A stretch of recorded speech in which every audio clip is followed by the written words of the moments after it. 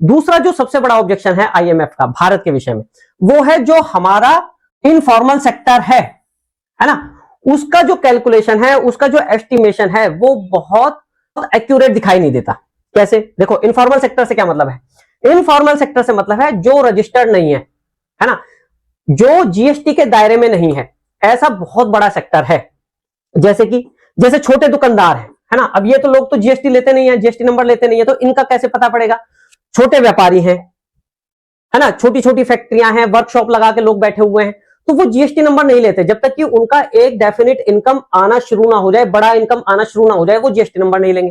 तो वो जो है इतना छोटा लेवल है कि उसको जीएसटी के दायरे में नहीं लाया जा सकता, है ना। बहुत सारे ऐसे लोग हैं, जैसे आज जीएसटी नंबर अगर वो ले भी ले, काम नहीं चला, 2 महीने बाद बंद कर देंगे, तो उनका अननेसेसरी का वो खर्चा भी होगा, है ना, उनको परेशानी भी होगी।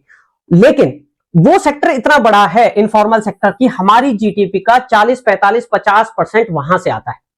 हमारे जो 80% लोग हैं, 80% लोगों की जो जॉब है इनफॉर्मल सेक्टर में है ना, तो उसको इन्वॉल्व करना जीडीपी ग्रोथ में, उस कैलकुलेशन को सही रखना, वो बहुत इंपॉर्टेंट है। तो आईएमएफ का कहना क्या है? आईएमएफ का कहना यह है कि भाई इनफॉर्मल सेक्टर भारत में बड़ा है और बहुत डायनामिक है। डायनामिक से क्या मतलब है? कि उसमें चेंजेस बहुत तेजी से होते हैं। जैसे कि किसी ने कोई काम धंधा शुरू किया, है ना, वो पिक्चर में आया या नहीं आया, और 3 महीने बाद वो बंद हो गया। या बहुत सारे काम सीजनल होते हैं, है ना, जैसे आपने देखा होगा कि बहुत सारे लोग फायर क्रैकर्स का काम करते हैं दिवाली पे, मिठाइयों का काम करते हैं खाली दिवाली पे, तो सीजनल काम करते हैं। और बहुत सारा जो बिजनेस है, एक बड़ा वॉल्यूम इनफॉर्मल सेक्टर में, वो कैश में होता है, तो उसमें ट्रांसपेरेंसी नहीं है, एग्जैक्टली पता नहीं पड़ता भाई कितने पैसों का काम धंधा हुआ। तो इस चीज को कैप्चर करने के लिए जो उनकी जो कंडीशन है वो क्या है? वो ये कहते हैं कि भाई रियल टाइम ट्रैकिंग होनी चाहिए। रियल टाइम ट्रैकिंग से क्या मतलब है? कि जो सच में चल रहा है ना, उसकी ट्रैकिंग होनी चाहिए।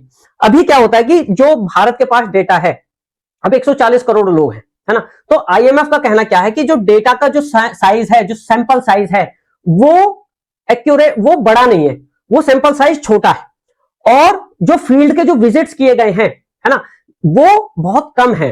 यानी कि वो जो विजिट्स होने चाहिए, जैसे वो लोग हैं उनके पास फ्रिक्वेंटली जाना चाहिए, ज्यादा से ज्यादा जाना चाहिए, और ज्यादा से ज्यादा लोगों के पास जाना चाहिए, जिससे कि सैंपल साइज बड़ा हो, और वो जो सर्वे है वो रिसेंट हो, ऐसा ना हो कि वो 10 साल 15 साल पुराना हो।